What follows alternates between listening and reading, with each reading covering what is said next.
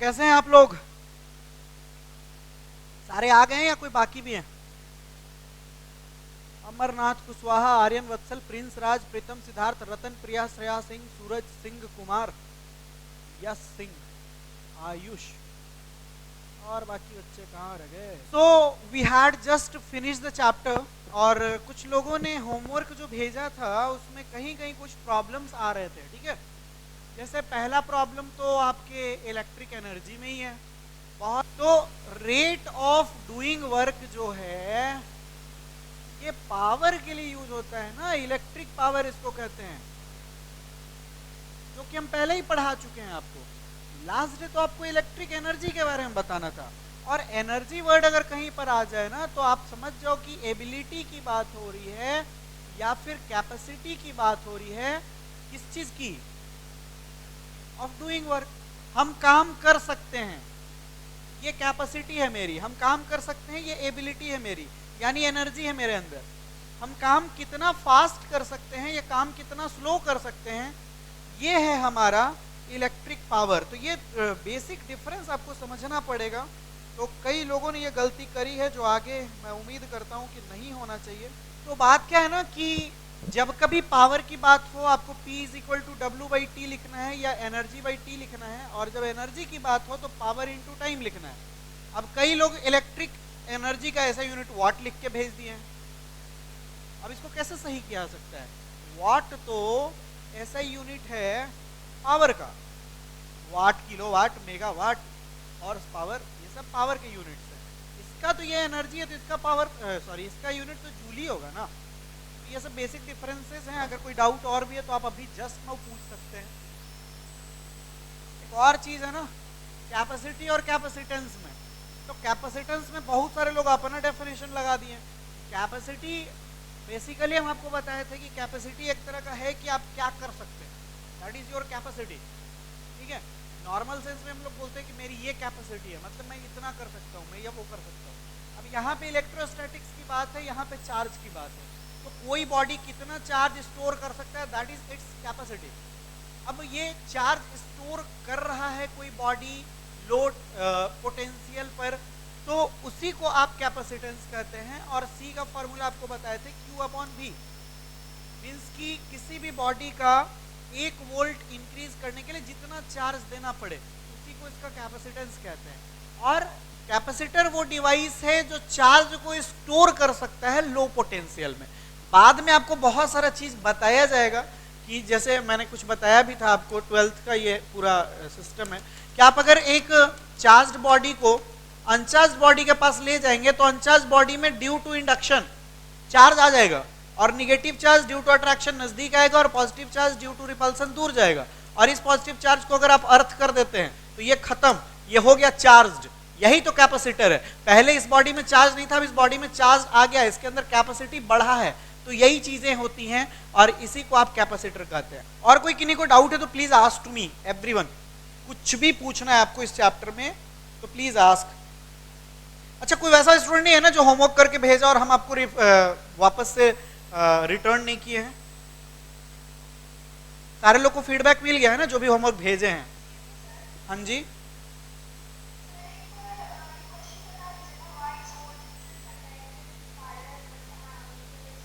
Who is this? बच्चा ये बताया गया था कि जब कभी हम लोग सर्किट तैयार करते हैं तो इस सर्किट में हम लोग वोल्ट मीटर को हमेशा पैरेलल में कनेक्ट करते हैं और एमीटर को हमेशा सीरीज में, ठीक है। अब ये जो आपका पूरा कॉन्सेप्ट है इलेक्ट्रिक सर्किट का, इसमें आमीटर को सीरीज में ही क्यों कनेक्ट कर रहे हैं, ये समझने के लिए हम चलते हैं कॉम्बिनेशन पर। जब आपको सीरीज और पैरेलल का ग्रुपिंग बताया गया था, वहां पर एक इंपॉर्टेंट चीज बताया गया था कि सीरीज में जब भी आप कनेक्ट करते हैं तो रेसिस्टेंस मैक्सिमाइज होता है, रेसिस्टेंस इंक्रीज होता है, और जब कभी आप पैरेलल में कनेक्ट करते हैं तो रेसिस्टेंस मिनिमाइज होता है, रेसिस्टेंस डिक्रीज होता है। यह 4 वजहें थी क्यों हम लोग घर में जो डोमेस्टिक इलेक्ट्रिक सर्किट हमारा होता है, क्यों हम लोग पैरेलल में कनेक्ट करते हैं, इसकी 4 रीजंस थे, उसमें एक भी रीजन था कि ये रेसिस्टेंस को कम करता है। प्रैक्टिकली हमने इसको मतलब एटलीस्ट मैग्नीट्यूड के बेस पर हम लोग देख भी लिए थे कि अगर 2 एम्पियर का 2 ओम का 2 रेसिस्टर आप कनेक्ट करते हैं तो फाइनल तौर पर रेसिस्टेंस हो जाता है 1 ओम, लेकिन आप 2 ओम का सीरीज में कनेक्ट करते हैं तो फाइनल तौर पे होता है 4 ओम। तो डिफरेंस आप देखो 2-2 ओम ही, एज इनपुट आप 2-2 ओम ही दे रखे थे पैरेलल में, तो ये 1 ओम हो गया, लेकिन यहाँ पे 2-2 ओम जब आप कनेक्ट किया तो ये 4 ओम हो गया। तो ये रेसिस्टेंस जो हो रहा है, ये बात तो आपको एकदम अच्छे से समझ में आना चाहिए। मैंने आपसे डिस्कस किया भी था कि नॉर्मल तौर पर आपको स्कूल में बता दिया जाता है कि बेटा ये सीरीज कॉम्बिनेशन, ये पैरेलल कॉम्बिनेशन है, बट हम कंबाइन कर क्यों रहे हैं, उसका वजह यही है कि जब कभी हमें सर्किट में रेसिस्टेंस बढ़ाने की जरूरत होती है, हम रेसिस्टर्स को सीरीज में कनेक्ट कर देते हैं, और जब कभी हमें घटाने की जरूरत होती है हम उन्हें पैरेलल में कनेक्ट कर देते हैं। तो सीरीज में रेसिस्टेंस बढ़ेगा, पैरेलल में रेसिस्टेंस घटेगा, इतना पता है आप सबको। आगे आमीटर एक ऐसा डिवाइस है जिसका रेसिस्टेंस होता है कम, ये इसका कंस्ट्रक्शन ही ऐसा किया हुआ है कि इसका रेसिस्टेंस बहुत कम होता है। लेकिन वोल्ट मीटर एक ऐसा डिवाइस है जिसका रेसिस्टेंस होता है ज्यादा। अब आप बताइए, देखो जब कभी कोई आपसे कोई चीज का क्वेश्चन कोई पूछता है ना कि ये क्यों होता है, तो उसका आंसर देने का एक तरीका ये है, तरीका बहुत हो सकता है, एक तरीका ये है कि आप उसी से पूछ दो कि ये क्यों नहीं होगा। मतलब ये कि कोई अगर आपसे बोलता है कि कोई भी क्वेश्चन सपोज किया जाए कि तुम स्कूल क्यों जाना चाहते हो, ठीक है, अब आपको आंसर पता नहीं चल रहा है कि स्कूल क्यों जाना चाहते हैं, तो आप उसी से सवाल दाग दो कि मेरे को क्यों नहीं जाना चाहिए। जब सारे बच्चे स्कूल जाते हैं मेरे एज ग्रुप के, तो मुझे क्यों नहीं जाना चाहिए। तो अगर वो बता देता है ना कि क्यों नहीं जाना चाहिए, तो उसमें आपका आंसर मिल जाता है। सपोज वो कहे कि तुमको स्कूल इसलिए नहीं जाना चाहिए क्योंकि तुम्हारा ये खेलने का उम्र है, तो आप उसको क्रॉस कर दो कि ये मेरा पढ़ने का उम्र है। तो ये एक लॉजिकल रीजनिंग है कि अगर किसी चीज में आपको कहा जा रहा है कि इसका आंसर यस है, तो आप उसको साबित करने की कोशिश करो कि इसका आंसर नो नहीं हो सकता है। नो नहीं होने का मतलब ही है कि यस है। जैसे मुझे कोई बोले कि तुम स्वेटर पहन लो, तो अगर मैं साबित कर सकूं कि मुझे स्वेटर क्यों नहीं पहनना चाहिए, समझ रहे हैं आप मैं क्या बोल रहा हूं। लॉजिकल रीजनिंग है ये कि अगर आपसे कोई कह रहा है कि ये काम करो, तो आप अगर साबित कर देते कि ये काम अगर आप नहीं करना चाहते तो आप साबित कर दो कि मुझे ये काम नहीं करना चाहिए। तो नो का उल्टा यस होता है। तो अगर आपसे पूछा जा रहा है कि रेसिस्टेंस सीरीज में ही क्यों, आपको आंसर नहीं पता, तो आप बोलो कि अगर रेसिस्टेंस को हम पैरेलल में कनेक्ट करते हैं, मतलब सीरीज में नहीं करते हैं, तो नुकसान क्या होगा। नुकसान ये होगा कि शुरुआत वोल्ट मीटर से करते हैं। सपोज कीजिए वोल्ट मीटर का रेसिस्टेंस, सपोज नहीं करना, सच बात है, बहुत ज्यादा होता है वोल्ट मीटर का रेसिस्टेंस। तो रेसिस्टेंस इसका बहुत ज्यादा है, इसलिए वोल्ट मीटर में कनेक्ट मतलब पैरेलल में कनेक्ट करते हैं।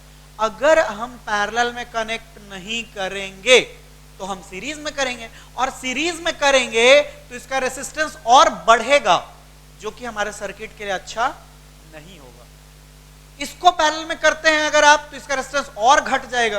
तो ये मतलब क्या है ना कि अगर आप किसी चीज को एडजस्ट किए, किसी चीज को एप्रोप्रिएट ढंग से अरेंज किए, तो उसके पीछे का वजह आपको पता होना चाहिए। आपको ये पता होना चाहिए कि सीरीज में कनेक्ट करने पर रेसिस्टेंस बढ़ता है, पैरेलल में कनेक्ट करने पर रेसिस्टेंस घटता है, और ये पता होना चाहिए कि वोल्ट मीटर का रेसिस्टेंस ज्यादा है और आमीटर का रेसिस्टेंस कम है। बस यही दोनों वजह आपको डालना है। As we know that ammeter has less resistance, it is connected in series because in series resistances get increased. As we know that voltmeter has more resistance, so we connect it in parallel so that the resistance of it gets minimized. If we connect it in series, it will increase the resistance of the whole system, of the whole electric circuit, which will definitely eat up the current and will not be good for us. Clear है बच्चा? श्रेया, तो resistance का factor हो जाता है voltmeter और ammeter में। Ammeter का रेसिस्टेंस कम है तो सीरीज में कनेक्ट कर दिए, कोई प्रॉब्लम नहीं है। वोल्टमीटर का रेसिस्टेंस ज्यादा है तो पैरेलल में ही करना पड़ेगा, क्योंकि सीरीज में कर दीजिएगा तो पूरे सर्किट का रेसिस्टेंस बढ़ जाएगा और हमारे लिए नुकसानकारी होगा। और और कुछ है डाउट है कुछ? ओके, तो आपका ये चैप्टर यहाँ पर फिनिश होता है और इसको एक बार बहुत अच्छे ढंग से हम लोग रिवाइज करने वाले हैं। बट बिफोर दैट आपको कुछ काम हम दे रहे हैं एंड आई सपोज कि आप सब चीटिंग नहीं करेंगे। आई होप कि आप चीटिंग ना करें। मतलब बात वही है ना यार कि आप किसको धोखा दोगे। अब तो आपको खुद से खुद का मतलब देखना है कि आप ऑनेस्ट बने रहें। तो जितने भी ग्रुप में अभी जो भी यहाँ पे हैं प्रेजेंट, जितने भी बॉयज हैं, इनको प्रूफ करना है अभी R equivalent is equal to R1 plus R2 plus R3 and so on. और जितनी भी गर्ल्स हैं उनको प्रूफ करना है 1 by R equivalent is equal to 1 by R1 plus 1 by R2 plus 1 by R3 and so on. अभी just आप करेंगे, फोटो क्लिक करेंगे और ग्रुप में डालेंगे। आपके पास टाइम है 10 मिनट का। स्टार्ट। जितने भी बॉयज हैं उनको सीरीज कॉम्बिनेशन में रेसिस्टेंस का प्रूफ निकाल के भेजना है टेलीग्राम ग्रुप में, और जो भी गर्ल्स हैं उनको पैरेलल का भेजना है। जल्दी। क्या बाबू, बिना फिगर कैसे डिराइव करेगी? How is it possible? रट के बैठ गई है क्या? सारे लोग बनाइए, फोटो क्लिक कीजिए और जल्दी भेजिए। एक ही क्वेश्चन पे रहेंगे क्या हम लोग? You have to send the photograph of your solved derivation in our Telegram group. I am just waiting for your answer guys. बच्चा आर्यन वत्सल, तुम बनाया तो सही है, लेकिन तुम देखो इक्वेशन 5 जो है तुम्हारा, तुम लिखता है VA minus VD is equal to I equivalent या R इक्वेलेंट, उसको करेक्ट कीजिए। ऐसे ही गलती ये बच्चा किया है Amarnath Kushwaha, I1 I2 I3 कर दिया, जबकि सीरीज कॉम्बिनेशन में कभी भी करंट चेंज नहीं होता। बाकी लोग का जो भी आया है सही आ रहा है। श्रेया का पैरेलल कॉम्बिनेशन सही है, यश का भी सही है, रतन का तो सही है, लेकिन अच्छा 3 डायग्राम भेजा आपने, 3 फोटो में, 3 पिक्चर में। हाँ सही है रतन का। प्रिंस का किधर? V1 V2 V3 सही है आपका भी, बट बड़ा शॉर्टकट लिए हैं आप। R इक्विवेलेंट कहाँ से आ गया अचानक? 2 डायग्राम बना के बताना है, चलेगा फिर भी। और कोई बाकी भी है कि सब लोग भेज चुके? हाँ बनाइए बनाइए बनाइए। सही है सूरज आपका। कोई बाकी नहीं रह गए ना? सारे लोग कहा गया? तो देखो है क्या ना, ये देने का मकसद क्या था? एक तो ये है कि चीटिंग करके आप नहीं बनाए होंगे, मैं उम्मीद कर रहा हूं। अगर आप किए हैं तब तो फिर मेरे बोलने का कोई फायदा नहीं है क्या ना कि कोई मेरे को बता सकता है नॉलेज किसको कहते हैं?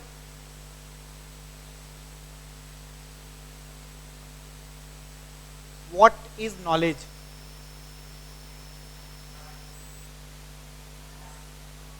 अच्छा, और कुछ बताइए, कोई नॉलेज किसको कहेंगे? आपको कब लगेगा कि आपके पास बहुत नॉलेज है? कभी नहीं लगेगा। ऐसा आपको लगता है कि आपके आसपास किसी के पास अच्छा खासा नॉलेज है?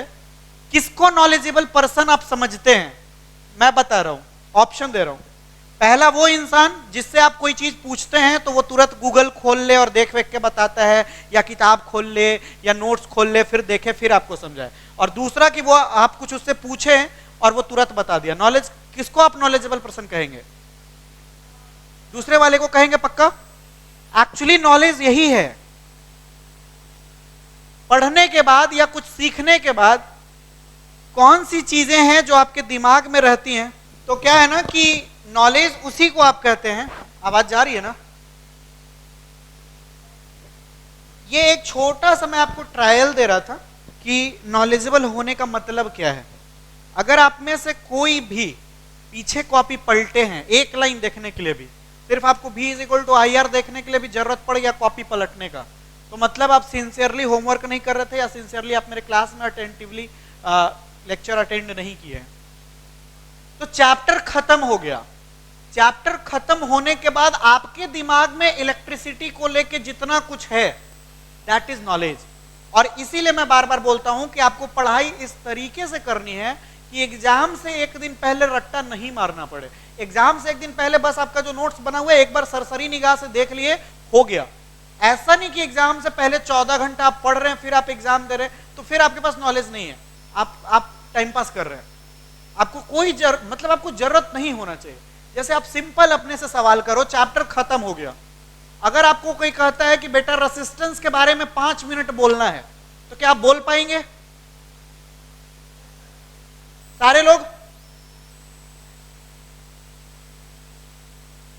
लोग बोल पाएंगे रेसिस्टेंस के बारे में 5 मिनट? अब रेसिस्टेंस के बारे में बोलने का मतलब है कि ऑल अबाउट रेसिस्टेंस, इससे रिलेटेड इसका क्या सिंबल है, ये इसका ऐसा यूनिट क्या होता है, ये किन फैक्टर्स पर डिपेंड करता है, उसके बाद ओम्स लॉ से कनेक्ट करो, रेसिस्टिविटी तक ले जाओ, conductor, non conductor, semi conductor, super conductor, सबको कनेक्ट कर सकते हो। मैं तो 5 घंटा बोल सकता हूं रेसिस्टेंस के बारे में। तो अगर आप बिना बुक देखे हुए, बिना गूगल देखे हुए, बिना कोई स्टडी मटेरियल देखे हुए किसी भी टॉपिक पे कुछ बोल सकते हैं, तो आपके पास उस टॉपिक का नॉलेज है। और खुद को नॉलेजेबल पर्सन बनाने के लिए इसकी कंसिस्टेंट प्रैक्टिस की जरूरत है। मैं अगर बोल रहा हूं कि मैं रेसिस्टेंस के बारे में 5 घंटा बोल सकता हूं, तो ये कोई अचीवमेंट थोड़े है। 11 साल से पढ़ा रहा हूं, वही चीज पढ़ा रहा हूं, तो मैं बोल सकता हूं, क्योंकि वो चीजें डेली हर दिन प्रैक्टिस में आ रही हैं। तो आपको उतना बनने की जरूरत नहीं कि आप 5 घंटा बोले, आपको टीचर प्रोफेसर तो बनना नहीं है। लेकिन कई बार मैंने देखा है कई स्टूडेंट्स के साथ कि चैप्टर खत्म हो जाता है और उनको पता ही नहीं चलता कि चैप्टर में पढ़ना क्या क्या था। ऐसा सिचुएशन किसी बच्चे के साथ यहां नहीं है ना? कुछ ना कुछ तो पता चल रहा है ना, क्योंकि एक क्लास तो मैं पूरा दूंगा रिवीजन का, मैं कोशिश करूंगा कि वो 2 घंटे का क्लास हो, और पूरा इलेक्ट्रिसिटी चार्ज से उठाकर कैपेसिटर तक मैं पूरा एक शॉट में पढ़ाऊंगा। तो अगर कोई छोटा मोटा आपका कंफ्यूजन होगा तो वो दूर हो जाएगा। एटलीस्ट मेरी कोशिश होती है कि एक चैप्टर को 3 बार पढ़ाया जाए। ये 2 बार अभी मैं करूंगा और 1 बार दिसंबर के महीने में लास्ट में, और दिसंबर के महीने में अगर आप डिमांड करेंगे तो फिर उसको 2 या 3 बार भी किया जा सकता है। तो बार बार पढ़ा के मैं कोशिश ये करता हूं कि आपका कमांड बने उस चैप्टर के ऊपर और आप उस चैप्टर को पढ़ा सके। मेरा बार बार यही होता है कि अगर आप अपने दिमाग में ये सेट रखेंगे कि मेरे को ये टॉपिक किसी को पढ़ा देना है, तो फिर आप फोकस कॉन्सेप्ट बिल्डिंग पर करेंगे, खुद के नॉलेज को इनरिच करने में करेंगे, रटने में नहीं करेंगे। तो ये चीज आपको खुद से करना है। टॉपिक्स जो लिखा हुआ है, डे 1 को मैंने क्या पढ़ाया है, डे 2 को क्या पढ़ाया है, वो सब कुछ आपके पास है। खुद से देखिए, खुद से फ्रेम कीजिए। कंडक्टेंस अचानक वर्ड आया दिमाग में, उसके बारे में क्या क्या बोल सकते हैं, कंडक्टेंस को रेसिस्टेंस से कैसे अलग कर सकते हैं, कंडक्टिविटी कंडक्टेंस से कैसे अलग है। ऐसे सवाल करेंगे ना तो मतलब फिजिक्स आपका बहुत अच्छा हो जाएगा। और यही अप्रोच अगर आप बाकी सब्जेक्ट में रखेंगे तो अच्छा हो जाएगा। अब अभी तो ऑनलाइन है तो बहुत ज़्यादा हम कर भी नहीं पा रहे। ऑफलाइन में अगर आप होते तो अचानक से आपको ऐसे ही बोर्ड पर बुलाया जाता और फिर बोल दिया जाता कि चलो ये डिराइव करो, H=I² होता है तो कैसे होता है। अगर आप उस टाइम पे कर देते हैं तो आप बहुत जीनियस स्टूडेंट हैं, आप अनपैरेलल स्टूडेंट हैं, क्योंकि आप 1 महीने जिस चैप्टर के साथ थे उसमें से एक रैंडम क्वेश्चन मैंने दिया और आप उसको कर गए। मतलब you have command over that chapter. अब एक चीज तो बहुत सही बोला एक बच्चा कि सर हम कभी नहीं बोलेंगे कि मेरे पास नॉलेज है, क्योंकि नॉलेज है ही इतना बड़ा समुद्र है। मैं अगर बोल रहा हूं अभी कॉन्फिडेंटली तो फिजिक्स के बारे में बोल रहा हूं, मेरे से बायोलॉजी का आप पूछ दो कुछ, मेरे को बस इतना ही पता है कि सेल का पावर हाउस माइटोकॉन्ड्रिया होता है। इसके अलावा मेरे को बायोलॉजी में कुछ नहीं पता, कुछ भी नहीं। आप मेरे को प्लांट सेल और एनिमल सेल का डिफरेंस पूछोगे, मेरे को नहीं पता। किसमें सेल वॉल होता है किसमें नहीं होता मेरे को नहीं पता, क्योंकि 10th के बाद मैंने बायोलॉजी पढ़ी नहीं, मेरा इंटरेस्ट नहीं था और जरूरत भी नहीं पड़ा। तो मैं कैसे खुद को नॉलेजेबल पर्सन कर सकता हूँ। फिजिक्स का ठीक ठाक नॉलेज है और स्टिल आई एम स्टडिंग, मैं हमेशा रिसर्च करते रहता हूँ, फिजिक्स में भी कुछ नया खोजते रहता हूँ। तो अप्रोच क्या होना चाहिए आपका हर सब्जेक्ट में कि जितना पढ़ाई हुआ है उतना का रिवीजन होते रहे आपका खुद से घर में सेल्फ स्टडी, और आपसे कभी कोई कुछ भी पूछे ऐसा जो आपको पढ़ाया गया है उसका आंसर आपको पता होना चाहिए। फिर आप देखो, आप अपने क्लास के टॉपर, अपने स्कूल के टॉपर, अपने बोर्ड के टॉपर सब आप ही होंगे। आज का ज्ञान यहीं तक है। और इंपॉर्टेंट चीज ये है, ज्ञान देने का मकसद ये है कि नेक्स्ट मंथ यानी अगस्त में आफ्टर 10th अगस्त या आफ्टर 5th अगस्त मैं आपको बता दूंगा, हम लोग एक टेस्ट लेने वाले हैं। टेस्ट ऐसा होगा जिसमें आपके पास चीटिंग का ऑप्शन नहीं होगा। टेस्ट हमारे ऐप पर होगा और सिलेबस जो होगा वो वहां तक होगा जहां तक पढ़ाया जा चुका है। ऐसा नहीं है कि सिर्फ हम ये पूछने वाले, सिर्फ हम वो पूछने वाले। फिजिक्स में जहां तक इलेक्ट्रिसिटी तक हो गया तो इलेक्ट्रिसिटी पूछा जाएगा, बायोलॉजी में चैप्टर 1 में जहां तक हो गया वहां तक पूछा जाएगा, केमिस्ट्री में जो हो चुका है वहां तक हो जाएगा, पूछा जाएगा। जी बायोलॉजी का है नहीं होगा? अरे हाँ वो बताएंगे हम, आपको सब्जेक्ट पे कमांड कैसे बनाना है, एग्जाम के लिए प्रिपरेशन कैसे करना है, और मोस्ट इंपॉर्टेंट चीज ये है कि जुलाई 29 को हम आपको बता दे रहे हैं कि हम आपका टेस्ट लेने वाले हैं, जबकि हम टेस्ट आपका लेंगे आफ्टर अगस्त 10। और मैं ये चाहता हूं कि टेस्ट में सारे ही बच्चे 100% मार्क्स लाएं। अगर आप 99 भी मार्क्स लाते हैं तो वहां पे मैं फेल होता हूं। अगर हमने आपको अच्छे से पढ़ाया है, अगर हमने आपको अच्छे से समझाया है कि रेसिस्टेंस किन फैक्टर्स पर डिपेंड करता है, तो आपको लिखने आना चाहिए कि कैसे डिपेंड करता है। डेफिनेटली ये टेस्ट आपका एमसीक्यू होगा, और अगर आपके टेस्ट में पूछा जाता है कि रेसिस्टेंस का ऐसा यूनिट क्या है, और ऑप्शन वोल्ट का दिया जाता है, ऑप्शन ओम का दिया जाता है, ऑप्शन एम्पियर का दिया जाता है, ऑप्शन कूलम का दिया जाता है, और आप वोल्ट पर टिक कर देते हैं, तो गलती आप नहीं करते, गलती हम करते हैं। पाप आपको नहीं लगता है, पाप हमको लगता है। फेल आप नहीं करते, फेल हम करते हैं। तो दिमाग में हमेशा सेट रखिएगा कि अभी से लेके आप जितना टेस्ट हमारे यहाँ एटलीस्ट देंगे, उसमें 1 मार्क भी कट करने की गलती आप नहीं करेंगे, हाफ मार्क भी कट नहीं होना चाहिए। यही चीज मैं बार बार, आप जो कॉपीज भेजते हैं मेरे पास व्हाट्सएप पे, मैं छोटी छोटी गलतियों को पॉइंट आउट करके आपके पास भेजता हूं। अगर आपको बताया गया है कि रेसिस्टेंस लेंथ पर डिपेंड करता है, और आप लिख देंगे कि लेंथ रेसिस्टेंस पर डिपेंड करता है, तो गलत होना ही है ना। और ये लास्ट अपॉर्चुनिटी है आपके लाइफ का कि आप सीख लें कि पढ़ाई होता कैसे है। पढ़ाई होता है बात करते करते। अगर आपको स्टिक कर दिया जाए कि एकदम पहला मिनट से लेकर 60 मिनट तक पढ़ना है, यूट्यूब पे कई लेक्चर हैं, लोग बोर हो जाते हैं। आई डोंट नो आप कितना समझ पा रहे हैं मेरे पॉइंट को। मेरा एक ही पॉइंट है, हमारे पास बहुत कम स्टूडेंट्स हैं, लेकिन जितने स्टूडेंट्स हैं उन सब का 100% रिजल्ट होना चाहिए किसी भी हाल में। क्योंकि मैंने आपको पहले टारगेट दे रखा है कि एनटीएससी स्टेज 1 सारे लोग का क्लियर होना चाहिए। एनटीएससी में सवाल क्या आता है, उसको कैसे बनाते हैं, वो टाइम टू टाइम हम आपसे डिस्कस करते रहेंगे। बोर्ड्स में भी आप सारे लोग के पास ये तो होना ही चाहिए कि मिनिमम आपका रिजल्ट जो हो 95% से ज्यादा होना ही चाहिए। ठीक है, आजकल तो 90% वो बच्चे ला देते हैं जो कभी कोचिंग जाते नहीं है, घर में ही पढ़ रहे हैं, 90% ला दिए। आप अगर कोचिंग ज्वाइन किए हैं, आप अगर हमारे साथ जुड़े हैं, तो ये 2 टारगेट तो आपका होना ही चाहिए कि एनटीएससी स्टेज 1 आपका निकले, और बोर्ड्स में 95% आपको मार्क्स लाना है। बच्चे गलती यहीं पर करते हैं, जुलाई के महीने में, अगस्त के महीने में, सितंबर के महीने में, अक्टूबर के महीने में, नवंबर के महीने में, दिसंबर के महीने में पढ़ाई नहीं करते हैं। पढ़ते हैं वो जनवरी में एसएसटी पढ़ना शुरू करते हैं बच्चे, हिंदी या संस्कृत जनवरी में पढ़ना शुरू करते हैं। तो कैसे आ जाएगा 95%? इस साल का रिजल्ट ऐसा रहा है, हमारे स्टूडेंट है जो 100 में 99 इंग्लिश जैसा सब्जेक्ट में लाए, और वो वैसे ही लाए हैं जैसे आदित्य सर पढ़ाए हैं, उसको वो फॉलो करते गए। तो आपको फॉलो करना पड़ेगा, और वो फॉलोइंग आपका अभी से शुरू हो जाना चाहिए। गलती से भी ये मत समझिएगा कि जनवरी के महीने में हम पढ़ेंगे, खूब रटेंगे, जनवरी के महीने में 14 घंटा पढ़ेंगे हर दिन और बोर्ड में मेरा रिजल्ट अच्छा आ जाएगा। नहीं आएगा ना, क्योंकि जनवरी के महीने में इंडिया का हर स्टूडेंट पढ़ता है, और जनवरी के महीने में पढ़ाई नहीं होना चाहिए, जनवरी के महीने में रिवीजन होना चाहिए। क्लास 10th में होने का 2 मतलब है, व्हाइट कर देते हैं तभी तो आपको ढंग से दिखेगा। क्लास 10th में अगर आप हैं तो इसका 2 मतलब है। पहला कि आपका एवरेज स्टडी 10 आवर होना चाहिए हर दिन, है कि नहीं? आप खुद से पूछिएगा। किसी दिन अगर 15 घंटा पढ़ लिए हैं तो अगले दिन 5 घंटा पढ़ सकते हैं, लेकिन 20 घंटा 2 दिन मिला के होना चाहिए। हर दिन 10 आवर्स आपका सेल्फ स्टडी होना चाहिए किसी भी हाल में, क्लास 10th में होने का ये मतलब है आपका। अगर आप 10th में हैं और 10 घंटे नहीं पढ़ पा रहे हैं तो फिर प्रॉब्लम है आपके साथ। वजह ऐसा नहीं कि 10 घंटा पढ़ेंगे तब बोर्ड्स में अच्छा मार्क्स आएगा। 10 घंटा पढ़ेंगे तो आपका ये नॉलेज बढ़ेगा, क्योंकि 10th बोर्ड जो है या 10th क्लास जो है वो डिफिकल्ट भी और इजी भी है। इजी इसलिए क्योंकि कंटेंट आपका बहुत कम है, हम एक क्लास पूरा का बात करके बिता दे रहे हैं। 12th में ऐसा हम लोग नहीं कर पाते हैं क्योंकि कंटेंट ज़्यादा है वहाँ पे। लेकिन at the same time 10th board difficult इसलिए है क्योंकि यहाँ पे आपको सारा ही सब्जेक्ट पढ़ना पड़ता है, वो सब्जेक्ट भी पढ़ना पड़ता है जिसमें आपका इंटरेस्ट नहीं होता है। मैं उम्मीद कर रहा हूँ कि फिजिक्स का क्लास अगर आप कर रहे हैं तो या तो आपके पास पहले से इंटरेस्ट था फिजिक्स में, या अब तक तो आ ही चुका होगा। और अगर अभी तक फिजिक्स में इंटरेस्ट नहीं आया तो फिर हम फेल हो रहे हैं। अगर आपको अभी भी नहीं समझ में आया कि ओम्स लॉ क्या था तो कहीं ना कहीं हम फेल हो रहे हैं, या फिर मतलब छोटी छोटी चीज तो समझ में आ जानी चाहिए।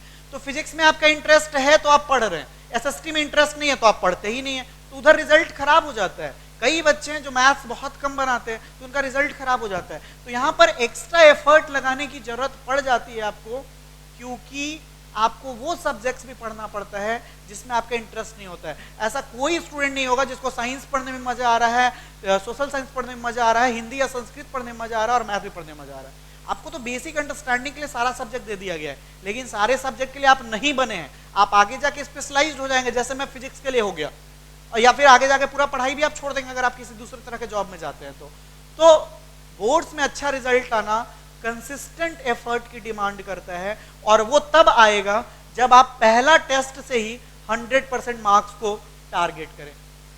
तो आज मेरे को यही समझाना था बस कि टेस्ट के लिए आपको अभी से प्रिपरेशन शुरू कर देना चाहिए। फिजिक्स में जहां तक पढ़ाई हुई है पूरा कमांड आपका होना चाहिए। डाउट होता है आप व्हाट्सएप कीजिए मुझे, रिकॉर्डिंग 1 या 2 लेक्चर आपका रह गया है, बाकी मैंने अवेलेबल करा दिया है ऐप पर, तो आप ऐप पर जाके लेक्चर्स भी देख सकते हैं, कुछ वीडियोस हमारे यूट्यूब पर भी हैं। केमिस्ट्री में भी जहां तक पढ़ाई हो गया वो पूरा कमांड आपके पास होना चाहिए। हाँ फिर से बच्चा, न्यूमेरिकल क्वेश्चन आपको शीट दिया जाएगा।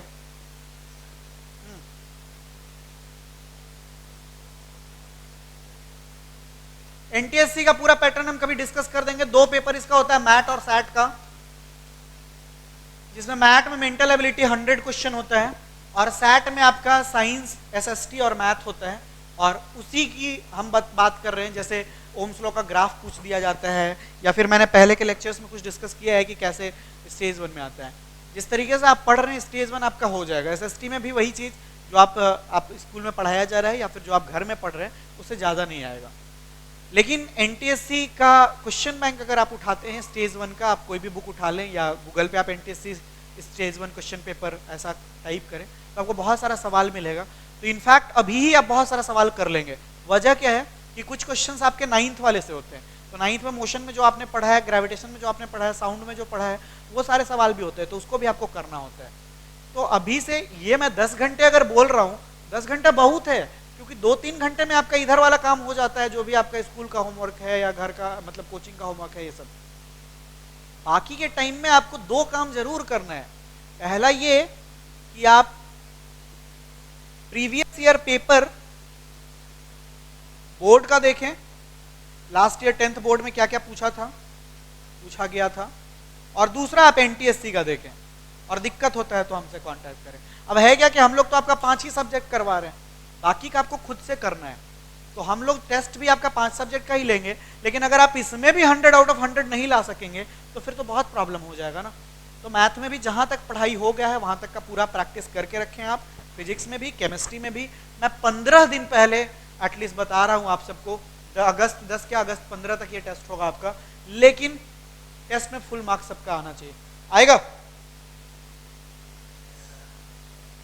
2 बच्चों का सिर्फ? हाँ, रिपीट प्लीज, क्या पूछ रहे हैं? जी हाँ, ऑब्जेक्टिव एमसीक्यू होगा, आपको टिक करना होगा एबीसीडी। क्या मैथ्स कैसे आएगा? अरे रियल नंबर का क्वेश्चन होगा और आंसर का सॉल्यूशन दिया रहेगा एबीसीडी, आपको सॉल्व करना होगा और टिक करना होगा। सपोज आंसर आपका 10 आ रहा है, ऑप्शन में 8 भी होगा, 9 भी होगा, 7 भी होगा, 10 भी होगा, आप 10 पे टिक कर देंगे। सारा पैटर्न क्या होगा, कितना क्वेश्चन किस सब्जेक्ट से होगा, पेपर किस टाइम पे होगा, आपको कैसे बनाना है, ये सारा डिटेल मैं ग्रुप में डिस्कस मैं ही करूंगा, ठीक है। अभी आपसे सिर्फ इसलिए मैंने डिस्कस कर दिया कि आप इन 10-15 दिनों में एक टारगेट सेट करें आज, कि कोचिंग में जितनी पढ़ाई हुई है फिजिक्स में, केमिस्ट्री में, मैथ्स में, बायोलॉजी में और इंग्लिश में, वो पूरा मेरे को रिवाइज कर लेना है और उस पर कमांड हो जाएगा। मैं अब भी बता दे रहा हूं, अभी का अभी फिजिक्स में 1 या 2 क्वेश्चन ऐसा जरूर होगा जो किसी से नहीं बनेगा, जबकि वो वहीं से होगा जो हम पढ़ा रहे हैं।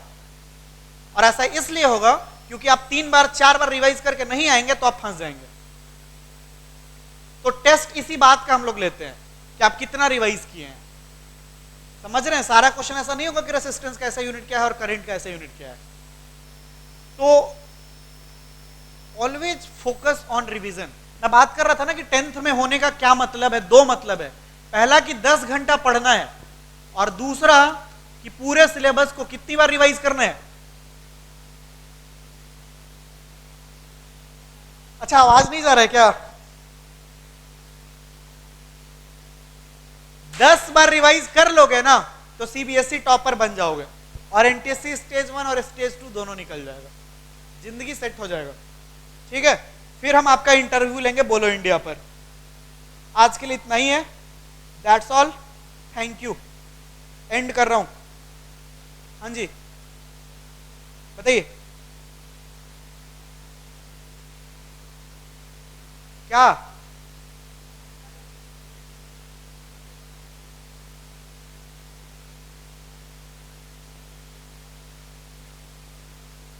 किसकी बात कर रहे हैं आप? पीआरएल, आरएमओ, वो रीजनल मैथ्स ओलंपियाड है। देखो ओलंपियाड कई लेवल के होते हैं और कई तरह के होते हैं, कुछ आपके स्टेट लेवल के होते हैं, कुछ आपके नेशनल लेवल के होते हैं, इंटरनेशनल लेवल के भी हैं। ये मैथमेटिक्स ओलंपियाड है। इन सब में जो क्वेश्चंस होते हैं चाहे किसी लेवल का हो, शुरुआत में तो आपसे कहा जाता है कि आप एनसीईआरटी पे कमांड बनाएं, लेकिन सवाल जो होता है आपसे वो थोड़ा एडवांस लेवल का पूछा जाता है। जैसे मैं बोलूं एक एग्जांपल के तौर पे कि आप अगर पढ़ते हैं 2 + 3 5 होता है, तो वो आपसे इतना सिंपल नहीं पूछेंगे कि 2 + 3 क्या होता है। वो इसी चीज को ऐसे करेंगे कि x⁻² upon x⁻1 minus x⁻0 क्या होगा। एक्चुअली ये भी एडिशन है और ये भी एडिशन है, लेकिन दोनों का लेवल का डिफरेंस है। अगर आपको x⁻m अपॉन x⁻n का फॉर्मूला नहीं पता है तो आप इसको नहीं बना पाएंगे, जबकि वो क्लेम करते हैं कि ये तो है एडिशन ही। अगर आपको नहीं पता कि x⁻0 1 होता है तो फिर आप इसको नहीं बना पाएंगे। तो ये डिफरेंस है, दोनों ही एडिशन है, लेकिन स्टैंडर्ड जो है, लेवल जो वो बढ़ जाता है। और ये लेवल आपका अभी जैसे मैंने आपको जो पढ़ाया है, बेसिक चीजें पढ़ाई हैं, आगे एडवांस की भी बात मैं करूंगा, तो अपना स्टैंडर्ड आपको बढ़ाना पड़ेगा और उसके लिए आपको लॉजिकल रीजनिंग पर फोकस करना पड़ेगा। अभी चूंकि हमने अपना बैच शुरू किया था, हमें नहीं पता था किस बच्चे का क्या स्टैंडर्ड है, कौन सा बच्चा 9th में कितना पढ़ा है, इस वजह से हम बेसिक से चल रहे हैं। आगे जाके हम लोग उसको एडवांस में कन्वर्ट करेंगे, तो हम एडिशन का मतलब दोनों आपको बताएंगे। आपको ओलंपियाड हर तरह का देना चाहिए, चाहे कोई भी हो, एटलीस्ट आपको अपना औकात पता चलता है, आप किस लेवल पे हैं, आपका क्या ग्राउंड है। Anything else? मैं बता रहा हूं आपको फिर से, टाइम टू टाइम ऐसा कई सेशंस होगा जहां पे मैं कुछ नहीं पढ़ाऊंगा। मैं आपसे उम्मीद करूंगा कि आप टॉपर बनने के लिए काम करें, मैं उम्मीद करूंगा कि आप अच्छा इंसान बनने के लिए काम करें, मैं उम्मीद करूंगा कि आप जिस सेक्टर में जाएं उस सेक्टर में आप टॉप पर रहें। यही मेरा काम है। इसके लिए 50,000 रुपये हमको सिवाय एकेडमी अलग से देती है, रखें। Because I am not working here only for as physics teacher, as you all know, I am head of this division, pre-foundation division. So I am responsible for your results and I take this responsibility. अगर आपका board में result अच्छा नहीं होता है, मैं seriously बोल रहा हूँ, मैं पढ़ाना छोड़ दूंगा, कोई और काम करूंगा, ठीक है? क्योंकि अगर मैं पढ़ा रहा हूँ तो आपका रिजल्ट अच्छा होना चाहिए। अगर आप हमसे जुड़े हैं तो आपके नॉलेज में इम्प्रूवमेंट होना चाहिए, आपका नॉलेज इनरिच होना चाहिए। अगर नहीं हो पाता है मीन्स हम फेल करते हैं, और हम फेल करते हैं मतलब हमको पढ़ाने नहीं आता है। तो अगर आप साबित करना चाहते हैं कि अनुराग सर दुनिया के सबसे घटिया फिजिक्स के टीचर हैं, तो आप फिजिक्स वाले टेस्ट में 0 मार्क्स लाना, आपके लिए कोई नया टीचर होगा फिजिक्स के लिए। और अगर आप ऐसा चाहते हैं तो ऐसा कर दीजिएगा। समझ रहे हैं मेरा बात? समझ रहे हैं? तो ऐसा ऐसा सेशंस होगा, सिर्फ पढ़ने के लिए नहीं है। यहाँ पे हम आपके अंदर टॉपर का एटीट्यूड डेवलप होना चाहिए, आपके अंदर टॉपर वाला एटिकेट डेवलप होना चाहिए। अगर आज डेवलप हो गया तो वर्ल्ड में आप जब कभी जहां कहीं भी जिस जगह पे रहेंगे आप टॉप पे रहेंगे। और अगर आपके दिमाग में ये सेट हो गया कि अरे यार बैच में तो वो बच्चा बहुत ज्यादा बोलता है, वो बच्चा तो उसका फाउंडेशन बहुत अच्छा है, वो बच्चा तो क्लास 7th में फिटजी में पढ़ता था, तो फिर आप हमेशा बहाना खोजते रहेंगे और आप हमेशा लूजर रहेंगे। टॉपर बनने के लिए ज्यादा पढ़ने की जरूरत नहीं है, टॉपर बनने के लिए टॉपर का एटीट्यूड डेवलप करने की जरूरत है। मैं ये इसलिए बोल सकता हूँ because I am very fortunate that I was topper from my childhood to from my college. तो मेरे को पता है बहुत ज्यादा नहीं पढ़ना पड़ता है टॉपर बनने के लिए। 10 घंटा तो मैंने ऐसे ही आपको टारगेट दिया है, 10 घंटा कोई भी नहीं पढ़ सकता है, पूरे साल 10 घंटा कोई नहीं पढ़ सकता है। यूपीएससी जो क्रैक करते हैं वो अपने इंटरव्यू में बताते हैं कि हम 6 घंटा रेगुलर पढ़े थे। Consistent word is important. आप 4 घंटा सेल्फ स्टडी अगर डेली करते हो consistently with focus with concentration, तो आप इंडिया का कोई भी एग्जाम क्रैक कर सकते हो, व्हाटएवर ड्रीम यू हैव।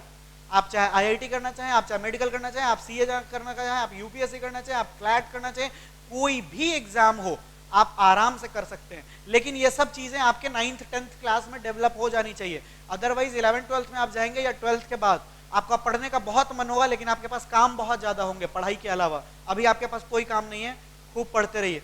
और आपको अगर पर्सनल लेवल पे कोई प्रॉब्लम हो तो आप मेरे से कांटेक्ट कर सकते हैं, रूटीन बनाने से रिलेटेड या पढ़ाई में मन नहीं लग रहा है उससे भी रिलेटेड। That's all.